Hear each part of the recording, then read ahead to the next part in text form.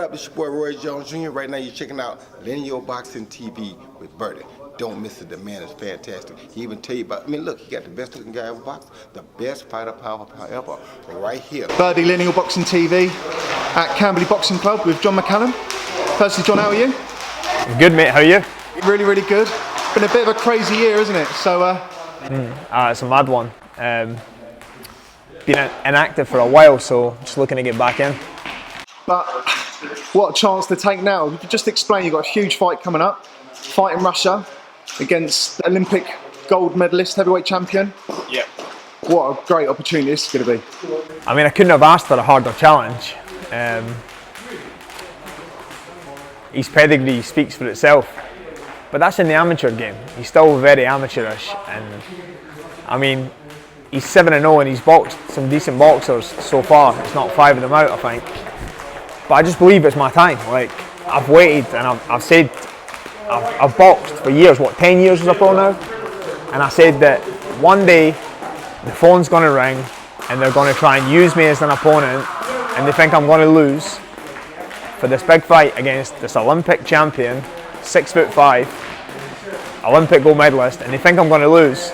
But I'm going to go over there and shock everyone. So this is what I wanted. I asked for the biggest fight possible, so this is what Charlie presented me with, and I said, let's have it.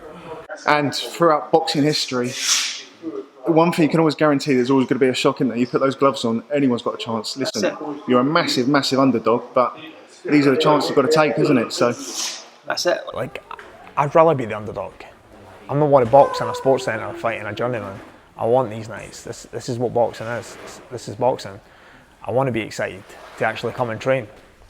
So I never get up at 5 in the morning and go running to fight a journeyman. But believe me, over the last 2 weeks, I've been on it in my training and I'm focused for this guy. So I know I need to be.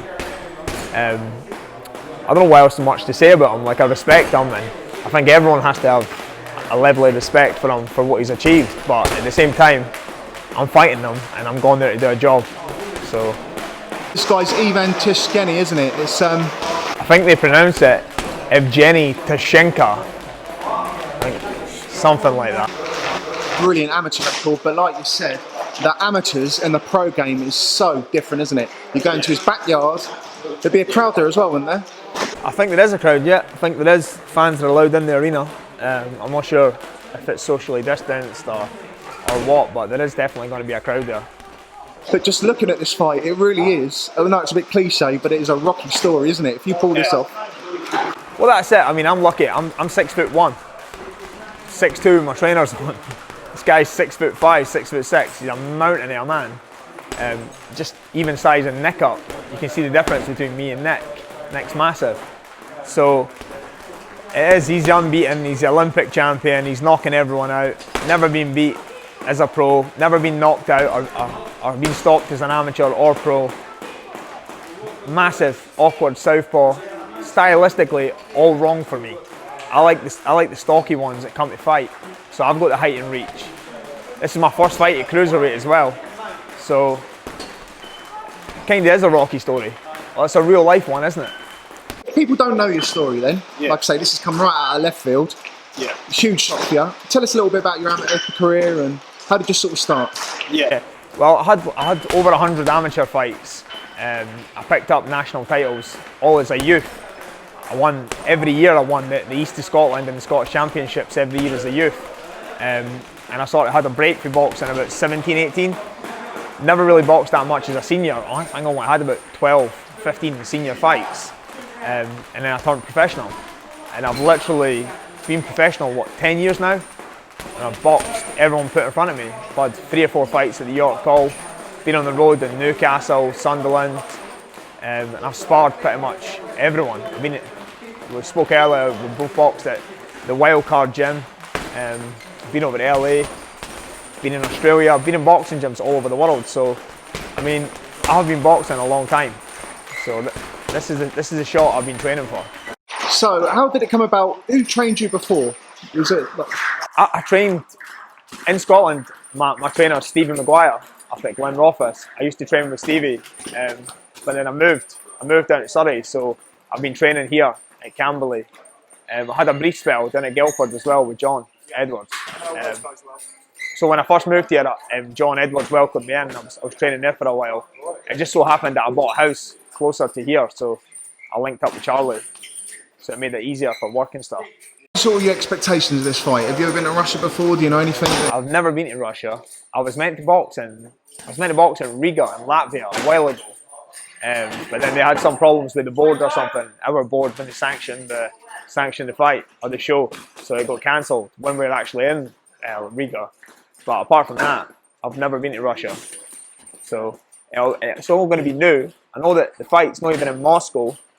We need to fly to Moscow and then fly somewhere else, Yekaterinburg, which is another 3 hours or something from Moscow. So I think they're 5-6 hours ahead, so there'll be a big time difference. When is the actual fight? It is a week on Saturday. It's on the 7th. We're flying out next Wednesday. 4 days before, 3 days before. So not much time to acclimatise, but I mean, this is it. Like, they're going to want me as weak as possible, so they can have it. I'm not want to hear any excuses when I pull this off. This is going to be the upset of the year. I just want to win that WBO belt.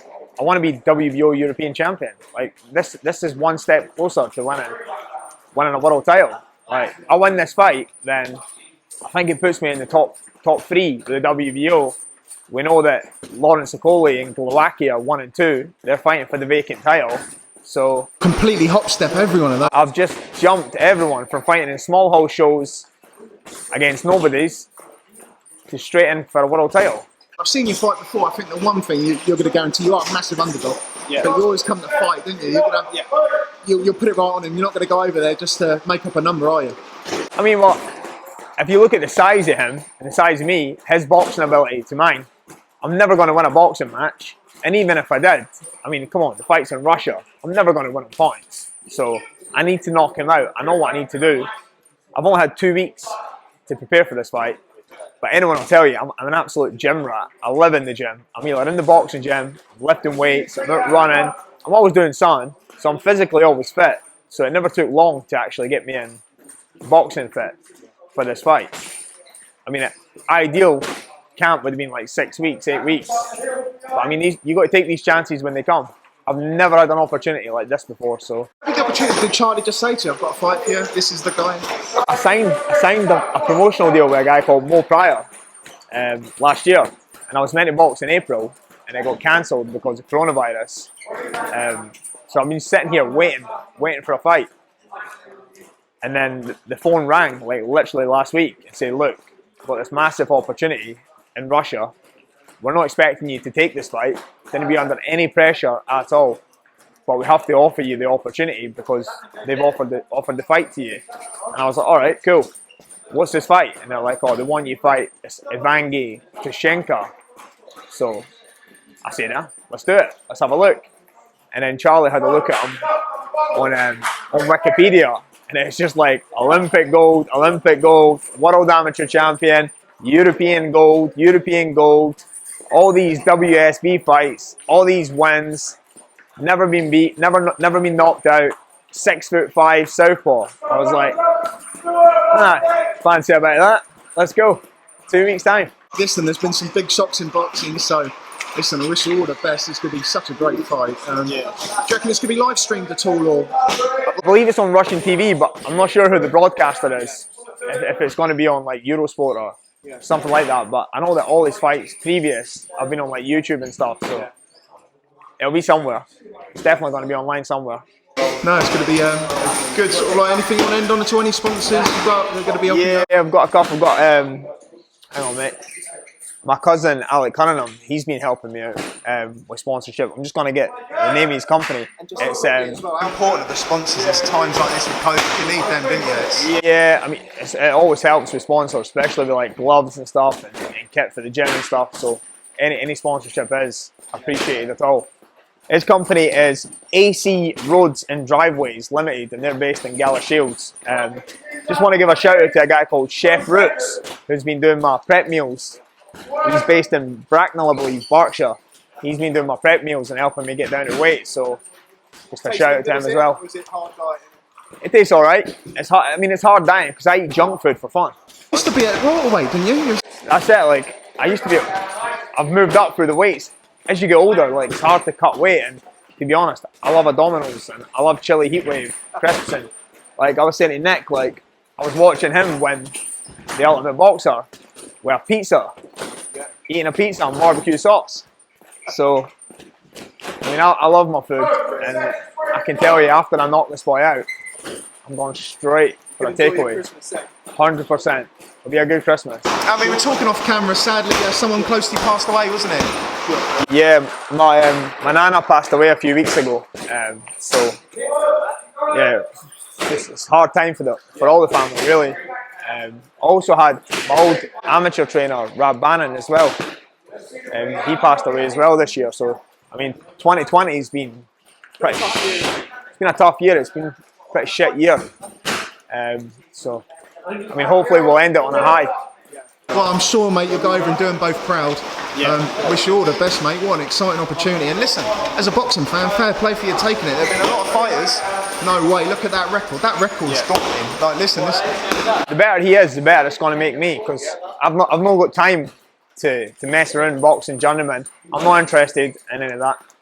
And to be honest, I'd be waiting here till 2040 for them to give me a shot at the British title. So I might as well just skip that, go in with the best. If I'm good enough, great.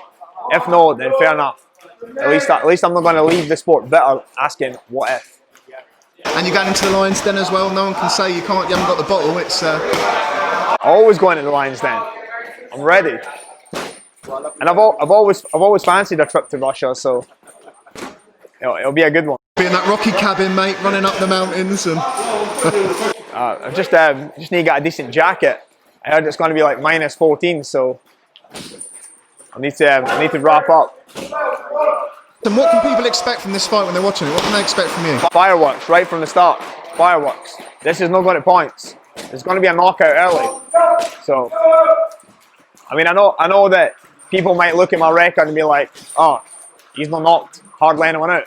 But that's because I've been dieting to make 10 stone 7. And to be honest, by the time I'm in the ring, there's nothing left. There's no energy. Saying that before when you boxed Leon, you boiled down to that weight. I dropped that weight. I'd never boxed in 2 years. I moved to welterweight, straight to super middleweight. I was walking around at 14.5 stone. I killed myself. Like, to get hit. How much more comfortable do you feel being at a natural weight? Much better. I mean, I walk around 100, 102, 103 kilos. So to make 90.8, it's hard enough. But when you're walking around back then at like 95, trying to get down to 75, and even in water's putting on weight to you, isn't it? It was that bad. I was smelling the sugar out of people's teeth. It was that bad before. So no way to live, is it? No, I mean, the rewards in boxing are good, but they're not that good. So I mean, your health comes first. Then I believe this is the right weight for me, and I mean, November 7th we're going to find out if it is. So I just want that WBO belt, and then I want it bigger and better things. John, when you come back with the belt, we'll sit down, we'll do a little interview afterwards. 100%.